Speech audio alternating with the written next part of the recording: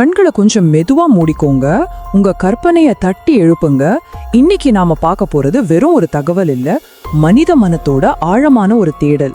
நீங்க இப்போ கலிபோர்னியாவோட Santa Lucia மலைகள்ல தனியா நடந்து போயிட்டு இருக்கிறதா கற்பனை செஞ்சுக்கோங்க. சுத்தியும் அடர்ந்த பனிமூட்டம், உங்க காலடி சத்தத்தை தவிர வேற எந்த ஒளியும் அங்க இல்ல. நேரம் ரொம்ப மெதுவா நகருது. முழுமையான ஒரு தனிமை. அந்த ஆழரவமே இல்லாத இருள்ல மனித மனம் எப்படி தன்னுடைய சொந்த பயத்தையே ஒரு உருவமா பார்க்க ஆரம்பிக்குது அப்படிங்கறத தான் நாம இப்போ உணர போறோம். அந்த அடர்ந்த தனிமையில அந்த மலையில நீங்க மட்டுமே இருக்கீங்க. ஆனா திடீர்னு உங்க முதுகுக்கு பின்னாடி ஒரு மெல்லிய சிலிப்பு. உங்களை யாரோ உற்று பாக்குற மாதிரி ரொம்பவும் சங்கடமான ஒரு உணர்வு உங்களுக்குள்ள எழுகிறது. திரும்பி பாக்குறீங்க, அங்க யாரும் இல்ல. இந்த இடத்துல ஒரு கேள்வி வருது, நம்ம யாராவது உண்மையிலேயே அப்சர்வ் பண்றாங்களா? இது நம்ம மனித மூளையோட ஆதிகால பயம். முழுமையான தனிமையில இருக்கும்போது நம்ம பாதுகாப்பை பத்தின ஒரு ஆழமான சந்தேகம் ஆழ்மனசுல மெல்ல மெல்ல எழத் தொடங்குது. சாண்டா லூசியா மலைகள், அடர்ந்த பனிமூட்டம், முழுமையான நிசப்தம், குளிர்ந்த காற்று உங்க முகத்துல மோதுது. உங்களை சுத்தி இருக்கிற அந்த பிரம்மாண்டமான வெற்று வெளி உங்க உணர்வுகளை அப்படியே மழுங்கடிக்குது. இந்த முழுமையான அமைதிதான் எந்த ஒரு வெளிப்புற அச்சுறுத்தலை விடவும் ரொம்ப ஆழமான ஒரு உளவியல் அழுத்தத்தை மனசுக்குள்ள உருவாக்குது. வெளியில இருந்து எந்த சத்தமும் வராதப்போ உங்க மனசுக்குள்ள இருக்க பீதி மட்டும்தான் உங்களுக்கு கேட்க ஆரம்பிக்கும். அந்த தனிமையோட அழுத்தம் உங்களை என்னவோ செய்ய தூண்டும். அப்பதான் தூரத்துல இருக்கிற மலைமுகுட்டுல உங்க கண்கள் படுது. ஒரு நொடி உங்க இதயம் அப்படியே நின்னு துடிக்குது. தூரத்துல பனிமூட்டத்துக்கு நடுவுல ஒரு பிரம்மாண்டமான 15 அடி உயரம் உள்ள கருப்பு நிழல். முகம் கிடையாது, எந்த அசைவும் கிடையாது. கைகளை 2 பக்கமும் விரிச்சபடி அசைவற்றி நிக்குது. இங்கதான் நெஞ்ச அடைக்கிற அந்த கேள்வி வருது, அந்த உருவம் உண்மையிலேயே இருந்ததா? அதை சுத்தி ஒளிரும் ஒரு வானவில் வட்டம் போல சூழ்ந்திருக்கு. அது நகரல, ஆனா உங்களை தான் அமைதியா பார்த்துக்கிட்டு இருக்கு. ஒரு பக்கம் பார்த்தா அந்த மலையோட முழுமையான எந்த சலனமும் இல்லாத அமைதி.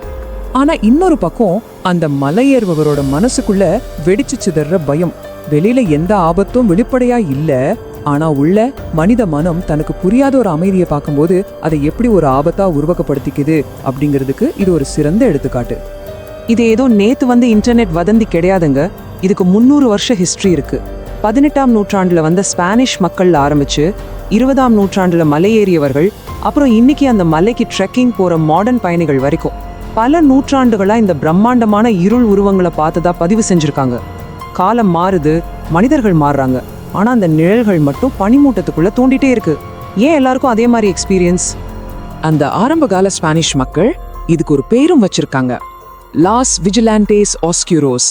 லாஸ் விஜிலான்டேஸ் ஆஸ்க்யூரோஸ், அதாவது தி டார்க் வாட்சர்ஸ், இருண்ட கண்காணிப்பாளர்கள். இந்த பேரை கேட்கும் போதே ஒரு ஆழமான மர்மமும் ஒரு விதமான உளவியல் பயமும் நமக்குள்ள வர்றத உங்களால உணர முடியுதா? பல நூற்றாண்டுகளா அந்த மலைப்பகுதியில ஏதோ ஒண்ணு அமைதியா உலாவுதுன்ற அந்த எண்ணமே அச்சுறுத்தலா இருக்கு. இந்த கதையில ரொம்பவே சங்கடமான ஒரு விஷயம் இதுதான். அந்த உருவங்கள் உங்களுக்கு தாக்காது, உங்களை நோக்கி ஓடி வராது, எந்த ஒளியும் எழுப்பாது. அப்படியே அமைதியா நின்னு உங்களை கண்காணிக்கும், அவ்வளவுதான். நமக்கு தெரியாத, முகமே இல்லாத ஒரு விஷயம் நம்ம தொடர்ந்து உற்று பார்க்குதுன்ற எண்ணமே ஒரு நேரடியான தாக்குதலை விட ரொம்ப பயங்கரமானது.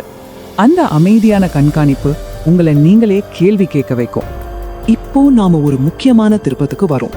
இத்தனை வருஷங்களா தோன்றிருந்த உருவங்கள் உண்மையான அமானுஷ சக்திகளா, இல்ல தனிமையில விடப்பட்ட மனித மூளை விளையாடுற ஒரு விசித்திரமான கொடூரமான உளவியல் வித்தையா? நாம இதுவரைக்கும் ஒரு மர்மத்தோட மனநிலையில இருந்தோம். இப்போ மனித உணர்வுகள் எப்படி இயற்கையான விஷயங்களை திருத்து பாக்குது அப்படிங்கிற அறிவியல் பக்கத்தை நோக்கி போக போறோம். இந்த மர்மத்தோட முதல் அறிவியல் திறவுகோல் பெரேடோலியா.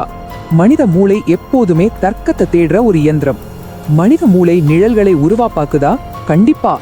இருட்டிலேயோ மேகங்களிலேயோ இல்ல அந்த அடர்ந்த பனிமூட்டத்திலேயோ தனக்கு தெரிஞ்ச மனித உருவங்களையோ முகங்களையோ தானாகவே தேடி கண்டுபிடிக்கிற ஒரு பழக்கம் நம்ம மூளைக்கு உண்டு. இது மூளையோட இயல்பு. சம்பந்தமே இல்லாத புள்ளிகளை இணைச்சு ஒரு உருவத்தை உருவாக்குற இந்த மூளையோட விளையாட்டு தான் இந்த பயத்தோட ஆரம்பம்.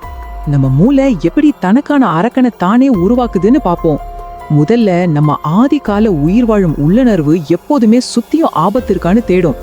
ரெண்டாவது, இந்த டார்க் வாட்சஸ் கதைகளை நாம ஏற்கனவே கேட்டிருக்கிறதால நம்ம ஆழ்மனம் அந்த பயத்துக்கு ஏற்கனவே தயாராக இருக்கும். கடைசியா அந்த அடர்ந்த பனிமூட்டத்தை பார்த்ததும் மூளை தானாவே அந்த பயங்கரமான உருவத்தை அங்கே வரைஞ்சிடுது. நீங்க எதை பார்த்து பயப்படுறீங்களோ அதையே உங்க மூளை உங்களுக்கு காட்டுது. சரி, எல்லாமே மனதின் மாயை, மூளையோட தந்திரம்னே வச்சுப்போம். ஆனா அந்த ரெயின்போ ஹேலோ என்ன? வெறும் மூளையோட கற்பனையால எப்படி அத்தனை பேரும் ஒரே மாதிரியான வண்ணமயமான ஒளிய அந்த நிழலை சுத்தி பார்க்க முடியும்? இந்த ஒரு குறிப்பிட்ட தகவல் மட்டும் மூளையோட கற்பனை அப்படிங்கிற வட்டத்துக்குள்ள பொருந்தல. அப்போ அங்க இயற்பியல் ரீதியாக உண்மையிலேயே ஏதோ ஒண்ணு நடக்குது. இங்கதான் சயின்ஸ் ரொம்ப அற்புதமான, அதே சமயம் நம்ம ஆச்சரியப்படுத்துற ஒரு விளக்கத்தை தருது. அதுக்கு பேரு ப்ராக்கன் ஸ்பெக்டர். ப்ராக்கன் ஸ்பெக்டர் இது மேகங்கள் மற்றும் பனிமூட்டத்தால உருவாகிற ஒரு இயற்கையான ஒளிமாயே. உங்களோட சொந்த நிழலையே பல மடங்கு பெரிதாக்கி பனிமூட்டத்தின் மீது வீசுற ஒரு ஆப்டிக்கல் இல்யூஷன். இது கேட்க சாதாரணமா இருக்கலாம், ஆனா இது நடக்கிற விதம் ஒரு அமைதியான அச்சுறுத்துற கலை. இது எப்படி சரியா நிகழுது? நீங்க மலை உச்சியில நிக்கிறீங்க, உங்களுக்கு பின்னாடி சூரியன் பிரகாசிக்குது, உங்களுக்கு முன்னாடி இருக்கிற அடர்ந்த பனிமூட்டம் ஒரு பிரம்மாண்டமான சினிமா திரை மாதிரி செயல்படுது. இப்போ உங்க நிழல் அப்படியே அந்த பனித்திரையில பல மடங்கு பெருசா விழுது. காத்துல இருக்கிற பனித்துளிகள்ல பட்டு சிதற சூரிய ஒளி அந்த நிழலை சுத்தி ஒரு வானவில் மாதிரி வட்டத்தை உருவாக்குது.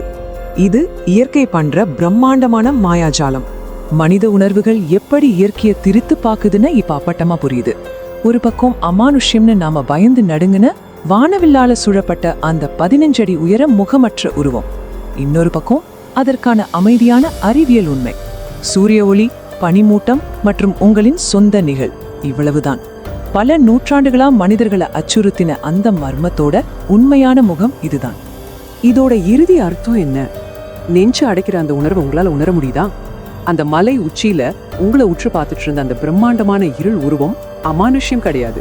பல நூற்றாண்டுகளா மலையேறுபவர்கள் பார்த்து நடுங்கிய அந்த பழங்கால அரக்கன் வேற யாரும் இல்ல, அது நீங்க தான். உங்க சொந்த நிழல் தான் உங்களுக்கு முன்னாடி ஒரு பிரம்மாண்டமான மாயையா நின்னுருக்கு. நமக்குள்ள இருக்கிற பயங்களைத்தான் வெளி உலகத்தை உருவங்களா நினைச்சுக்கிட்டு நம்ம சொந்த நிழல்களை பார்த்து நாமே ஓடிட்டு இருக்கோம். மனித மனசுக்கும் இயற்கைக்குமான இந்த முரண்பாடு எவ்வளவு விசித்திரமானது பாருங்க. நாம வெளியில தேடுற அமானுஷ்யங்கள் எதுவுமே இல்லை. நம்ம ஆழ் மனதோட பயங்கள், பாதுகாப்பற்ற உணர்வுகள், இது எல்லாம் தான் அந்த பனிமூட்டத்துல ஒரு பிரம்மாண்டமான இருள் உருவமா மாறுது. எல்லாமே நமக்குள்ளதான் இருக்கு. இறுதியா ஒரு ஆழமான உளவியல் கேள்வியோட நம்ம இதை முடிக்கலாம். இருளுக்குள் நாம பாக்குறது நம்முடைய பயம்தானா? நம்ம உண்மையிலேயே இருளை கண்டு பயப்படுறோமா, இல்ல அந்த இருளுக்குள்ள நம்ம மனசு எதை உருவாக்குதோ அதை கண்டு பயப்படுறோமா? வெளியே இருக்கிற இருளை விட மனசுக்குள்ள இருக்கிற இருள் அதிக சக்தி வாய்ந்தது. அடுத்த முறை தனிமையான இருட்டுல உங்களை யாரும் பாக்குற மாதிரி தோணுனா பயந்து ஓடாதீங்க. நின்னு உற்று பாருங்க. அங்க இருக்கிறது உங்க சொந்த நிழலாக மட்டுமே இருக்கக்கூடும்.